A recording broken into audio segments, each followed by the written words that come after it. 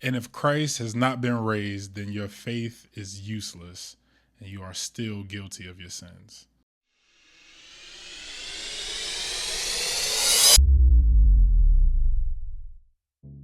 So, did this event happen?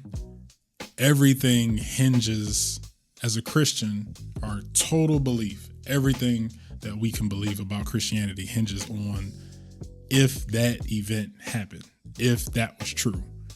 So, we are going to take a historical dive into the data and the history and the facts that surround this very event. Because if it didn't happen, what's the point? Like, what are we doing? It doesn't make sense. So let's talk about it.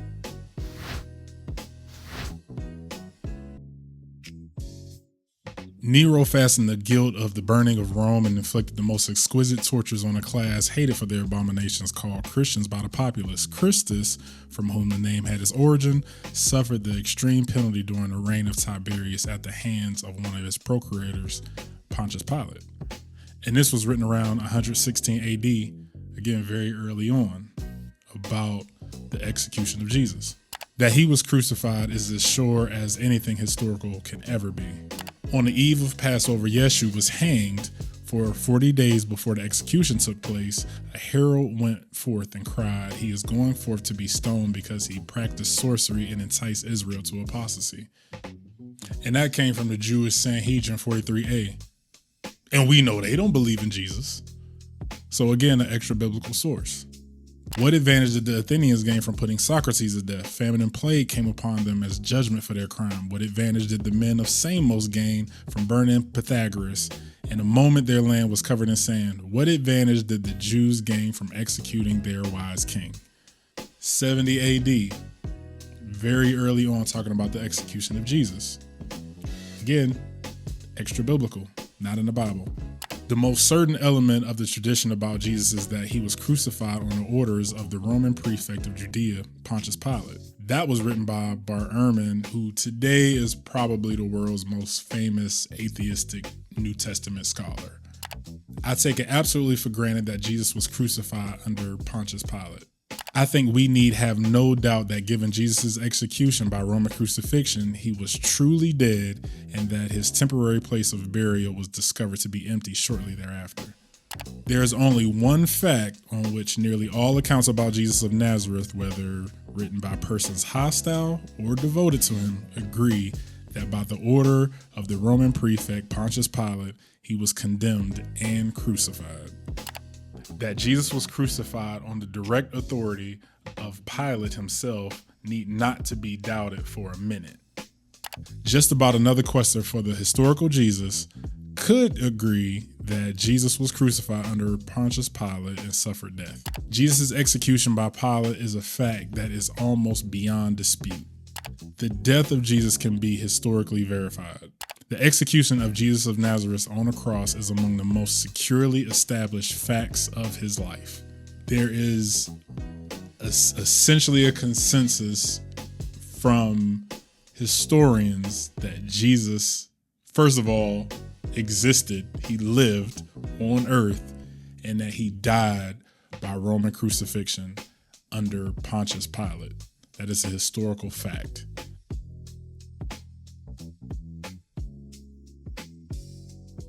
So what about a timeline? I mean, weren't all of these documents written hundreds of years that we know about Jesus after his death? Well, one, we just went over a few.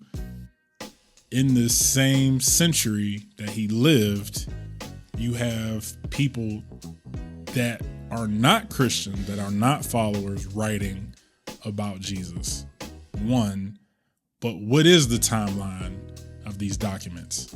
Well, Jesus is born all on the 3 BC. Then he is crucified around 30 AD. Then Paul sees Jesus on a Damascus road around 30 to 33 AD. Paul meets Peter, James, and John around 2 years later, around 35 AD. Then Paul writes, He writes Galatians around 48 AD. Then you also have James writing in 51 AD. So those are the apostles that are writing very early on. And then there is a myriad of other writings where we get our New Testament and documents that are all in the first century of him living and dying. But oh no, that's still too far out. That, okay, if he dies in 30 AD all the way to 100, that's 70 years. Anything, even though we got a bunch of documents in between that whole entire time, but anything could happen. They could have changed. It could have got fabricated along the way. The later the source is, it seems like the more witnesses we have, and the more fanciful and theological the story gets. So there's this one thing though. It's called a creed. So if you're saying all of these writings get more fanciful and they get more exuberant as time goes on, well, we see how early Paul writes. Well, he writes a pre-Pauline creed. So a creed that is before him. Well, what is a creed? A creed would be something like Nationwide is on your side. It's melodic. It has a little tone to it. It's easy to remember. It's short. It's sweet. It's to the point. That's what a creed would have been in their day. So even if you take out the Gospels, you still have Jesus being executed and Jesus rising from the dead. For what I received, I passed on to you as first importance, that Christ died for our sins according to scriptures, that he was buried, that he was raised on the third day according to scriptures, and that he appeared to Cephas and the 12. And he has this creed very early on. As a matter of fact, the elements in this tradition are to be dated to the first 2 years after the crucifixion of Jesus, not later than 3 years. Michael Golder says that this tradition goes back to at least to what Paul was taught when he was converted a couple of years after the crucifixion. Walter Casper says as early as 30 AD. So that's right on top of when he died. Common faith and devotional pattern to Roman Judea perhaps as early as months after the events. Creed was formalized and taught within months of Jesus' death and resurrection. So what do we have?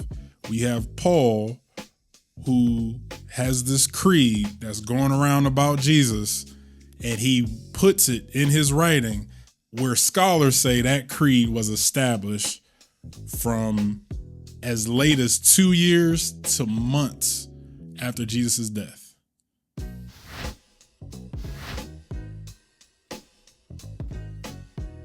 The disciples could not have believed in Jesus' resurrection if his corpse still lay in the grave.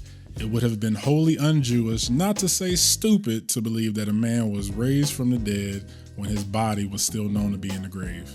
The burial of Jesus in the tomb is one of the earliest and best attested facts about Jesus. His temporary place of burial was discovered to be empty shortly thereafter. In the same sort of category of historical probability so high as to be virtually certain. So far, what do we have?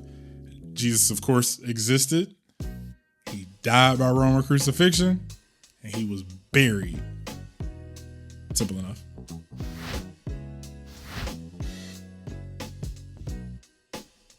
So these ancient collection of documents that we call the New Testament, and more specifically in the first 4 in the Gospels, we see that Jesus was ultra popular. You talking about 5,000 here, which was probably more like 15,000 people. Just a rock star of his day. Everybody knew who he was, including the teachers of the law, the Pharisees, the Sadducees, the Sanhedrin. They all wanted him dead. He pose the threat to their power. Well, if everybody knows who you are and you die in the big city, Jerusalem, it's like, okay, you hear about him not being in the tomb, go find him. Like, what are you talking about? Like, everybody know where he at. Like, this is the big city. Like, go check it out for yourself. That's the thing. He was buried, but his tomb was found empty. Another fact, the empty tomb. The historian cannot justifiably deny the empty tomb, since the normal exercise of historical research argues the evidence is firm and plausible enough to necessitate the conclusion that the tomb was indeed found empty. All the strictly historical evidence we have is in favor of it, and the scholars who reject it ought to recognize that they do so on some other ground than that of scientific history. I have to say quite forcefully, the probability is that the tomb was empty. As a matter of historical reconstruction, the weight of evidence points firmly that the conclusion that Jesus' tomb was found empty. By far, most exegetes hold firmly to the reliability of the biblical statements concerning the empty tomb. The Jewish claim that the disciples had stolen the body presupposes that the body was missing. Yeah, I agree. I mean, that only makes sense. Who would be like, yo, his body is missing? It's like, what you talking about? His body is right over there. Go check it out. Like, what you talking about?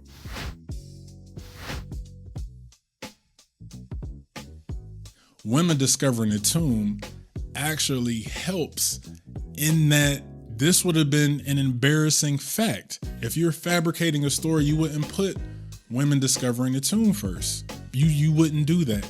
Women they were looked over. They were essentially kind of right above a slave in terms of status. You just wouldn't put women there if you're fabricating a story. Unless women actually did find the tomb empty. That could just be what it is. And that's what happened. And it's not about trying to make anybody look good or anything else. But they find a tomb and not Peter or James or these men that went out and they're the leader. You got to remember, in the Christian movement, these are the new leaders of this brand new movement. You want strong men leading the way. And it's like, well, women discovered the tomb. Well, why wouldn't you want women discovering the tomb if you're fabricating a story? Well, let not the testimony of women be omitted on the account of the levity and boldness of their sex. Sooner let the words of the law be burnt than delivered to a woman. Happy is he whose children are male, but unhappy is he whose children are female. Blessed are you, Lord our God, ruler of the universe, who has not created me a Gentile, a slave, or a woman. So again, if you're creating this story, and this is all from ancient Jewish writings in the early centuries. So again, you wouldn't have, look how they view women. You wouldn't have them discovering the tomb. You would have men doing that. Again, unless they actually found the tomb empty.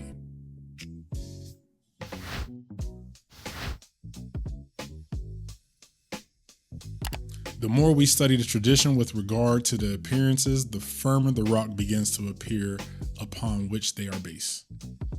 So here's a list of the eyewitnesses who seen Jesus after he died. Mary Magdalene, Mary with the women, Peter, 2 disciples in Luke, 10 disciples in Luke, 11 disciples in John, 7 disciples in John, all the disciples in Matthew and Mark, 500 brethren, James, all the apostles, and Paul. So, okay, we're saying that his post-mortem appearances are a fact. But what does scholarship have to say about that fact? What makes it a fact? It may be taken as historically certain that Peter and the disciples had experiences after Jesus' death in which Jesus appeared to them as the risen Christ. Josephus knew that Jesus was the brother of James, the martyred leader of the church in Jerusalem, and that he was a wise teacher who had established a wide and lasting following, despite the fact that he had been crucified under Pilate at the instigation of some of the Jewish leaders. So Paul knew personally whether Peter claimed to have had such an experience or not. In addition to this, the appearance to Peter is mentioned in another old Christian tradition found in Luke 24:34. The Lord has risen indeed, and he had appeared to Simon. That Luke is passing on prior tradition here is evident from the awkward way in which it is inserted into his story of the appearance to the Emmaus disciples. So talking about the 500 disciples who've seen Jesus, Paul says most of whom are still alive, though some have fallen asleep. There can hardly be any purpose in mentioning the fact that most of the 500 are still alive unless Paul is saying, in effect, the witnesses are there to be questioned. So Paul is basically saying, yeah, go ask your folk. Go check them out. Check them. Check me. Check me. Well, she would. My mama cuz. Nah. I love my mama. Hey, mom.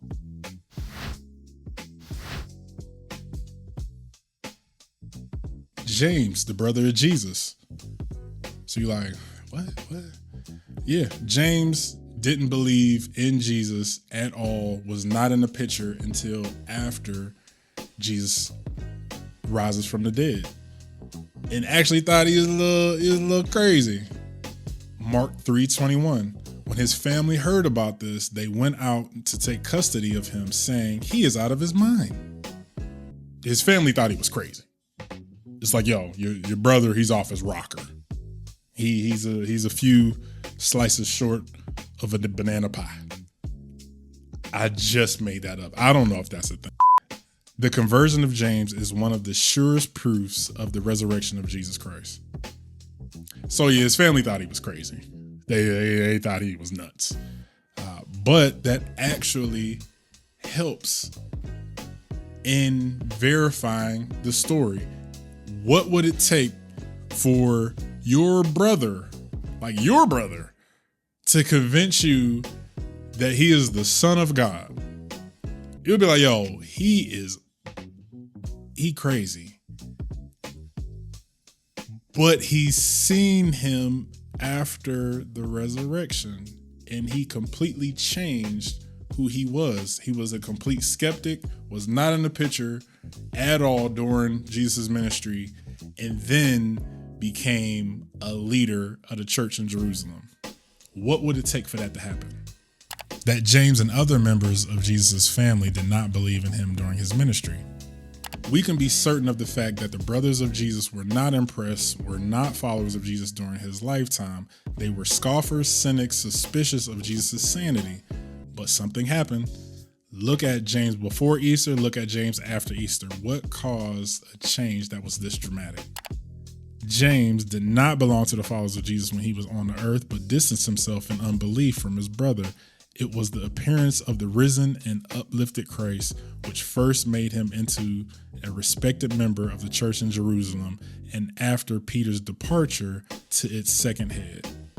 James clearly played a leading role in the early church in Jerusalem.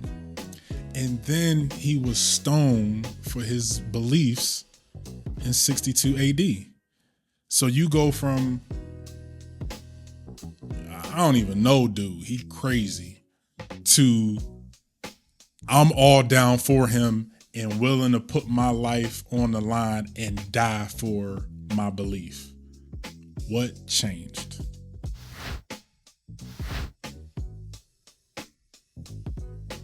So Paul gets this creed before he starts writing. Well, how we just seen that they added nothing to me. So Paul never met with the disciples. He's on the Damascus road. He encounters Jesus, goes blind. Oh my goodness, this is crazy. This is happening. And he gets taught, apparently. And then he goes to the disciples, James, John, and Peter or Cephas, and they added nothing to me. So he gets this revelation, he's preaching it, and he's like, you know what? Let me make sure I'm doing this right, because I don't want to be saying this all wrong. So he travels and meets with them 2 years later, and actually does it twice, but he meets with them and they added nothing to his message. As for those who are held in high esteem, whatever they were makes no difference to me. God does not show favoritism. They added nothing to my message. Again, Paul claims to be a Pharisee of Pharisees. The Pharisees were also a part of trying to squash the Christian movement. He is on the way to Christians. And then he changes. He goes on a murderous rampage to becoming one of the greatest apostles we know for the faith. What happened? The most important evidence about the resurrection which Paul provides us is a direct claim that he has seen the risen Jesus.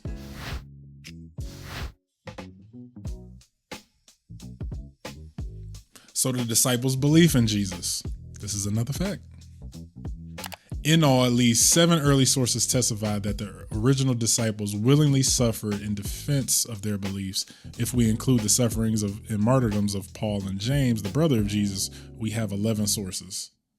The fact that the first disciples came to believe in the resurrection and that they thought they seen the risen Jesus. I know in their own terms what they saw was the raised Jesus. That's what they say, and then all the historic evidence we have afterwards attests to their conviction that that's what they saw. I'm not saying that they really did see the raised Jesus. I wasn't there. I don't know what they saw, but I do know that as a historian that they must have seen something.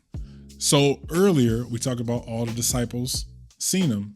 So if you're a disciple and you're fabricating a story, are you willing to be an enemy of the state, to potentially go hungry, to have people chasing you around, to die for what you say you saw? Not just a belief. I believe in the right to vote and I'm willing to die for it. That's noble. But to die for a fabricated story excruciatingly that you know you made up, and you go from cowering in the room to preaching in the streets and willing to die for it. I don't know. If that's a lie, they were nuts.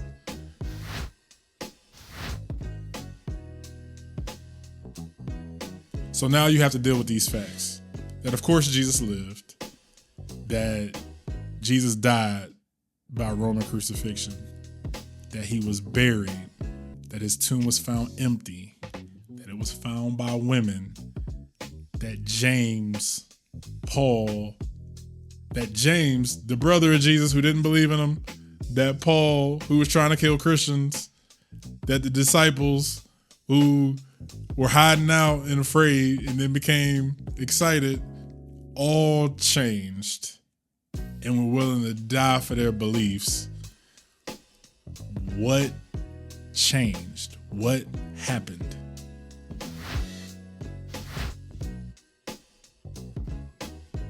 So, okay.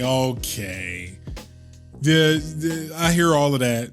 Heard you, pal.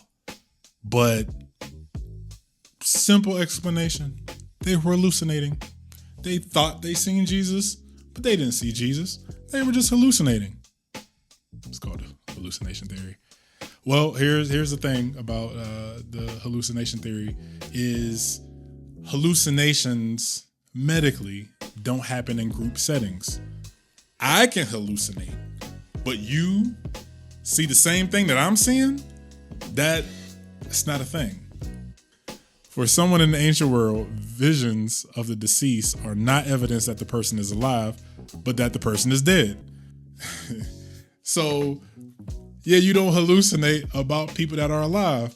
Remember, this is Jesus in his same body, getting up, coming back to life.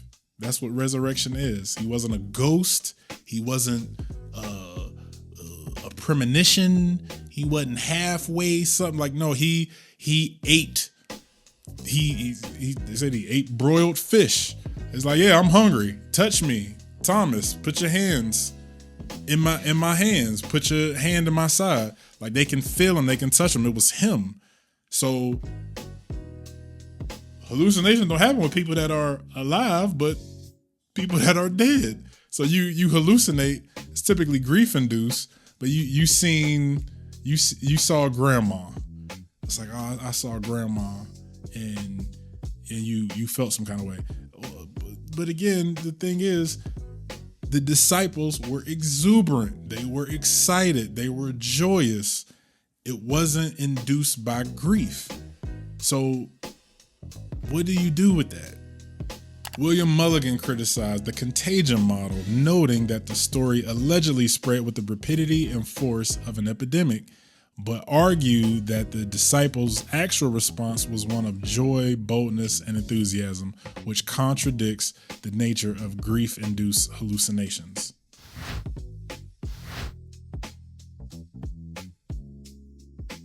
I, cool, whatever, dude, but they just thought he was dead. He wasn't actually dead. They just thought he was. Okay, sure, he went under crucifixion, but he didn't die. So they put him in a tomb, but he wasn't actually dead. That's the apparent death theory, or the swoon theory. Well, the thing about that theory is you have to deal with the historical evidence of Roman crucifixion. Romans were good at killing people and building roads, is what I heard. So they were pretty good at crucifixions. Josephus talks about two who didn't get the full crucifixion and lived and had the best medicine that they can have, and they both still died afterwards. So you have to deal with that historically. Jesus was the one guy that made it out, and then he rolls away a heavy stone and he's bloodied and beaten. Like, come on. Impossible that a being who had stolen half dead out of the sepulchre, who crept about weak and ill, could have given the disciples the impression that he was a conqueror over death and the grave, the Prince of Life. On these grounds, the apparent death theory has in recent times been rejected by critics almost without exception. So apparent death theory, come on, come on, fella. Come on, guy.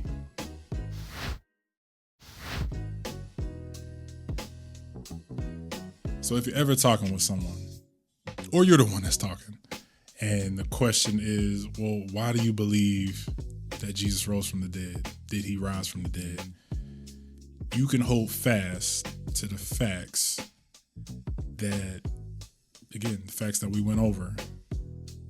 And it is reasonable to believe that after his existence, his death, his burial, his post-mortem appearances, how all those who've seen him changed, and that people, we're talking about him right now, and this happened in 30 AD, and we're still talking about him. Why? Because of evidence.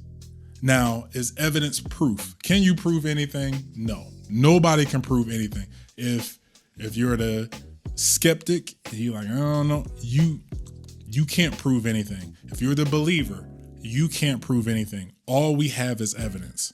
And evidence leads you somewhere. And the evidence for the Christian is strong in that what he said he did and all the apostles say he did, that maybe, just maybe, that is exactly what happened.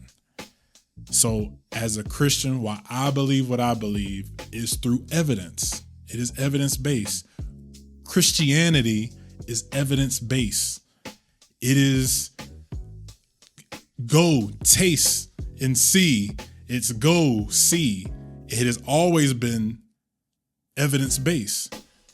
So you can stand firm that we have strong evidence in our belief that Christ, that Jesus Christ, that Yeshua HaMashiach was raised from the dead, and we have a foundation for the hope that we have in our hearts. Subscribe. I almost got to tell you, subscribe, hit all the buttons. Hit all of them. I don't know. Hit the rewind button. You know what I'm saying? Have fun with it, Just go wild. But love y'all. Tune into the next one. Peace. What I received, I pass on to you as a force importance. Voice. Voiced importance. Hey, boss, give me. Because I needed some time. So